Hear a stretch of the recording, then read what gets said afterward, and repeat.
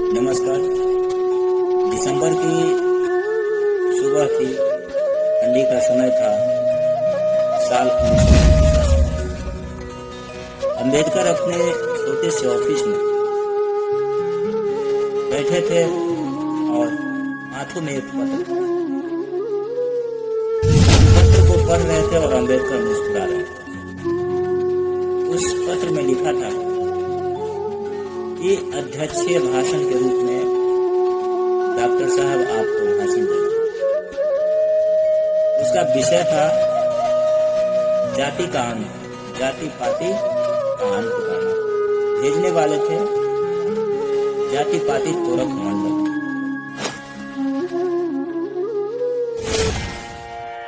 अंबेडकर मुस्कुराते हैं और सोचते हैं कि चलो आखिर कोई भी एक ऐसा व्यक्ति तो निकला जो सत्य को सुनने को तैयार है। लेकिन साथ में उन्हें मन में एक शंका थी कि क्या सच में ये लोग तैयार हैं,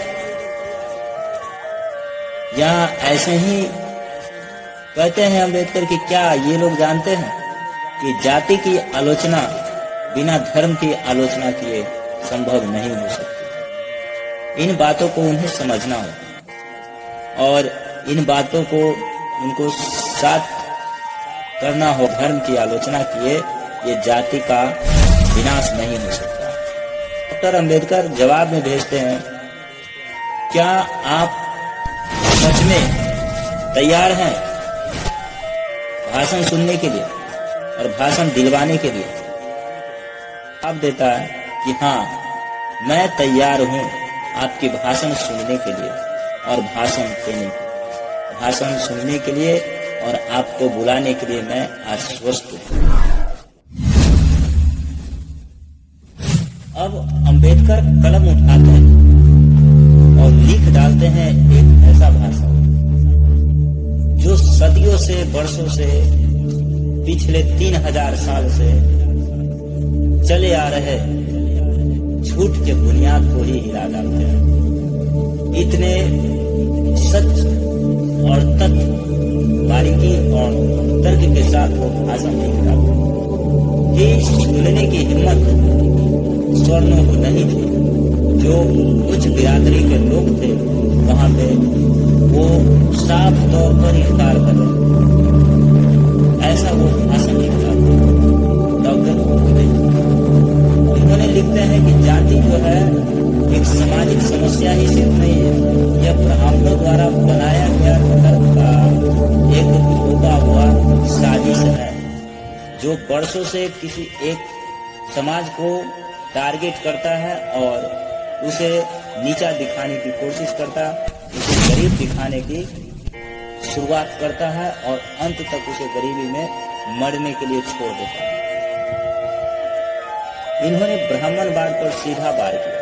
उन्होंने कहा कि हिंदू धर्म को अगर जो सुधार करना है तो सीधा सीधा है ब्राह्मण धर्म को चुनौती देना है और जाति को उखाड़ फेंकना है, तब जाके समाप्त होगी, अन्यथा समाप्ति का कोई उपाय नहीं। जाति पाति तुरक मंडल के नेताओं ने और वहां के सदस्यों ने जब अंबेडकर की भाषण पढ़ा तो उनकी हाथ कांपने लगे, उनके पांव कांपने लगे, उनके देह जो है पूरा कंपन होने लगा। कुछ ने तो अपने आप को उस आंदोलन से अलग कर लिया और कुछ ने कहा कि अंबेडकर को चुप कराओ। यह एक ऐसा भाषण लिख दिया है जिसको न जाने कितनी तबाही आएगी। ये बात को ध्यान में रखो और उसको चुप कराओ जाता, नहीं तो बहुत बड़ी तबाही आ जाएगी।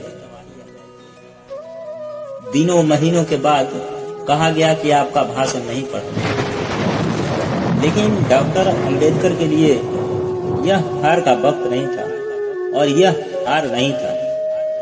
इनके लिए एक लड़ाई थी और एक चुनौती इनके दिमाग में भर गया था कि मैं अध्यक्षीय पद से इस भाषण को नहीं पढ़ सका तो क्या हो, लेकिन हम इस भाषण को जनता के सामने जरूर लाएंगे और अपने समाज को जरूर बताएंगे। इन्होंने सन 1936 में उसी किताब को, उसी भाषण को इन्होंने एक किताब के रूप में परिणत कर दिया, यानी छपवा दिया।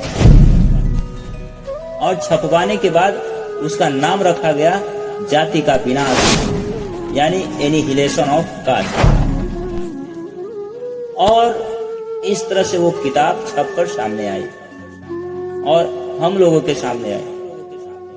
डॉक्टर अंबेडकर कहते हैं कि मात्र 2 महीना के अंदर किताब की 1500 प्रतियां बिक गई, सिर्फ अंग्रेजी भाषा में, और इसे कई एक भाषा में और अनुवाद किया जा रहा है। उस समय की 1500 किताबें जो है बहुत ज्यादा थी, और 2 महीना के अंदर, जिस समय लोगों को पढ़ने और लिखने के लिए बहुत संघर्ष करना पड़ता था, उस समय अंग्रेजी की किताबें बिक रही थी डॉक्टर अंबेडकर की। समझ सकते हैं कि कितना सेलिंग उस किताब की रही होगी उस समय, 1936 के समय।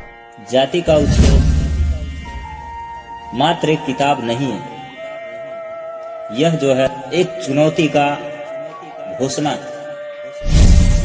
और एक सपना था, एक ऐसे भारत का जहां मनुष्य और मनुष्य के बीच समानता हो, कोई भेदभाव नहीं हो। और आज आप भी समानता की सपना देखते हैं, बंधुता और भाईचारा की सपना देखते हैं, तो अंबेडकर की आवाज़ सुनिए, अंबेडकर की किताब पढ़िए, अंबेडकर के विचारों पे चलिए। एनिहिलेशन ऑफ कास्ट सिर्फ एक किताब नहीं है, यह एक जीने का स्रोत है, साधन है, जिसने सिखाया कि मानव किस तरह से एक समान है और बिना भेद किए हुए यह अपनी विचारों को आगे बढ़ाता है। इसी के साथ हमें इजाजत दीजिए। जय भीम, जय मूल निवासी, जय जोहार, जय बाबा साहब की जय। बाबा साहब अमर रहे। तब तक के लिए दीजिए हमें इजाजत, तब तक के लिए नमस्कार।